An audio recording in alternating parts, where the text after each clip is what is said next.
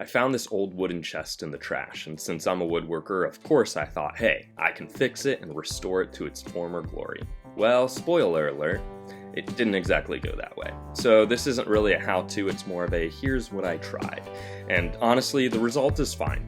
Not amazing, not terrible, just fine, but it was free, I got to experiment, and now you get to watch me stumble through the process, so maybe you don't make the same mistakes.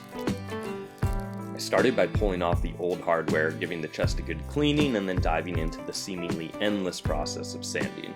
This was a softwood, so 120 grit was perfect for getting down to the bare wood, and at first it was actually pretty satisfying watching the surface transform so quickly. But honestly, I think I was just sanding off years of dust and dirt more than the actual wood. But hey, progress is progress. This chest has clearly been around for a while, and in my professional opinion as a woodworker, I date it to approximately super old. And unfortunately, that's about as specific as my expertise goes. Enjoying watching me stumble through this project so far? Well, liking this video and subscribing to the channel is the easiest way to keep more projects like this coming your way. And hey, thanks for watching this video so far. Now let's keep moving.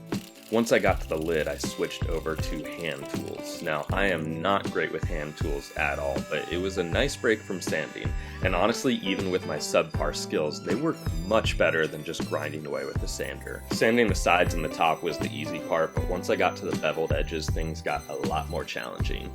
An orbital sander probably wasn't the ideal tool here, and I learned that, but then I switched over to my oscillating tool, and it still wasn't perfect, but definitely did a much better job getting into those tight spots.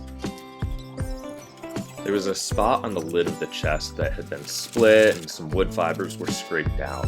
I thought if I filled it with wood filler, it would have stuck out like a sore thumb and just killed the rustic vibe. So instead, I figured I would be clever by using another piece of wood to fill in this area. So I used a guide for a Forstner bit, chiseled out a piece of black walnut and glued it in, hoping it would look like a natural knot or even a unique feature kind of similar to a bow tie inlay. But then it really hit me.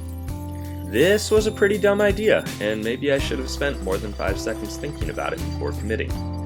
But here we are, so I press on. There were a few loose sections, so I threw in a couple of finished brad nails wherever the edge was coming apart. Not fancy, but it worked and was nearly invisible.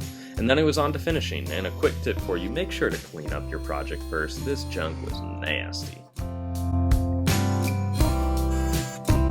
I was going for a rustic vibe and wanted to highlight the old character of the wood, so my plan was to use Danish oil. But the second I tested it, it was immediately clear. Nope, it looked horrible. So I dug out a couple of stains I had in the shop and tested them, and honestly didn't love any of them. But out of the bunch, the red was the least offensive to me, so that's what I went with. It was at this point in the project that I realized this chest really isn't turning out how I imagined. In hindsight, there's a lot I would have done differently in this restoration, but I really am curious, how would you have approached this? If y'all have any ideas, please let me know down in the comments. The final step was the hardware. Luckily, it was all in pretty good shape aside from a little bit of rust, so I gave it a luxurious bath in vinegar for a couple of hours, scrubbed it with a wire wheel, and finished it off with some black metal-specific spray paint. I don't really love how this turned out. I don't like the color, I don't love the wood inlay, I wish I would have gotten more into the edges when sanding, and overall it just didn't end up with a rustic feel that I was hoping for. But my wife says she's a fan, though I'm pretty sure she's obligated to say that, so yeah, not entirely sure what we're gonna do with it. The end.